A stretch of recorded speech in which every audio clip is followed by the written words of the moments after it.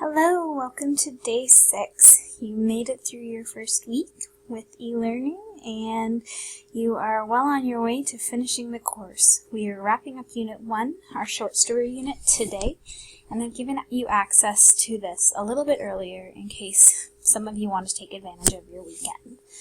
At the end of today, Unit 2 will open for Tuesday. So, what is on the agenda today? There are 3 things on the agenda today, 2 drop boxes and a discussion. This is the summative task for the unit, so it is going to be worth marks. You will have received feedback on a couple of other assignments, the MLA task, the writing assignment you did about characterization, and the sketch note. But this unit summative is really the chance for you to shine and show that you've learned throughout this last week. So, where do we need to go? So if we go to content,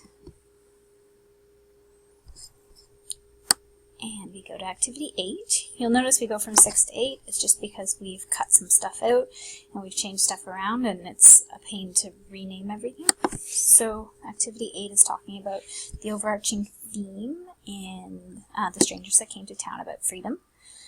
So here is a little tiny blurb about freedom, and I want you to consider what freedom means to you and how that is a strong message in The Strangers That Came to Town. So, spoiler alert, freedom is going to have something to do with this task. So, the first thing that you're going to be doing is filling out this graphic organizer. The graphic organizer is basically making sure that you're structuring your writing in a way that is going to get you hopefully a good mark. So you can argue in your writing that Flack's story is a tale about freedom. That's your thesis. So you can word it this way or you can word it in your own way, but that is what you are arguing. Flack's story is about freedom.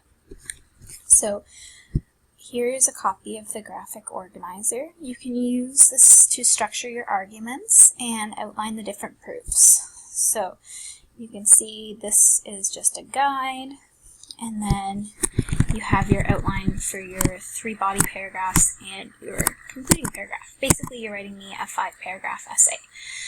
So you can see here each body paragraph should have a topic sentence, 3 proofs, and a concluding sentence, and you're going to do that 3 times. So, hopefully this is familiar to you. The 5-paragraph essay is something that we've hoped that you've mastered by grade 10, and this is a grade 11 course, but this will really give me a chance to see if you are up to par in that area. So assignment 2 is the discussion. I want you, in a couple of sentences, to state what freedom means to you. By going through the discussion board, you will be able to see what other people think freedom is. Don't get something from Google and copy-paste it as your own. If you are going to use any outside research, make sure to cite it. But if I asked you what freedom means on the spot, you should be able to think of something, so don't feel like you have to do outside research to answer this question. I want you to take the time to read and respond to your classmates. Remember, 2 is the magic number for discussion to meet expectations, and you will be being marked on this discussion as to how you interact with your classmates in this medium. So the last thing, if you haven't guessed, is the actual 5-paragraph essay. So assignment 1 is the graphic organizer, assignment 2 is the discussion, and assignment 3 is the actual 5-paragraph essay. You're going to have to keep it pretty brief to keep it to 500-ish words. If you need to go over a little bit, that's okay, but please do not delve into the 800, 900, 1,000 word essay for this. I want to see if you can keep it concise. Other things I'm looking for is direct quotations from the story are properly embedded. So maybe you might choose to paraphrase some, maybe you are going to pick some to include in your essay, but I'm expecting to see some quotations and MLA citation style and works cited page. So the rubric for this essay is here. Looks kind of massive, so I'm sorry about that, because it is evaluating all of these strands. I'm looking to see your reading skills, so I haven't really looked at that since the character description, and even at that, the character description is just you knowing one character. This is you knowing the overall story, because we're talking about the theme of freedom. The writing is, this strand is regarding your thesis and your organization. This strand is, do you know how to write an actual essay? And is the language that you used appropriate for that essay? And the third strand is grammar, usage, spelling, and punctuation.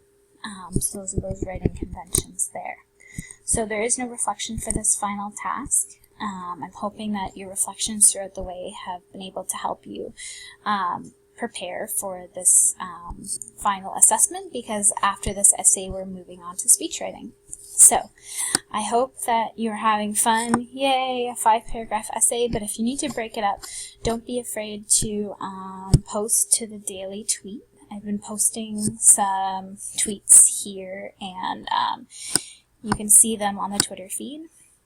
So for example, one of the ones is a question to consider: how does the Brexit link to strangers that came to town? And you can watch a short video. So it's basically a chance for us to have some fun, see that how English is relevant, bounce some ideas off of each other, talk about some controversial topics around the course material. So if you want to take a break and watch a video on YouTube, that would be a good place to do it. So I hope you had a great first week. This week is going to be even better. So, and then we're halfway done. So stay with it, guys, and we'll talk to you later.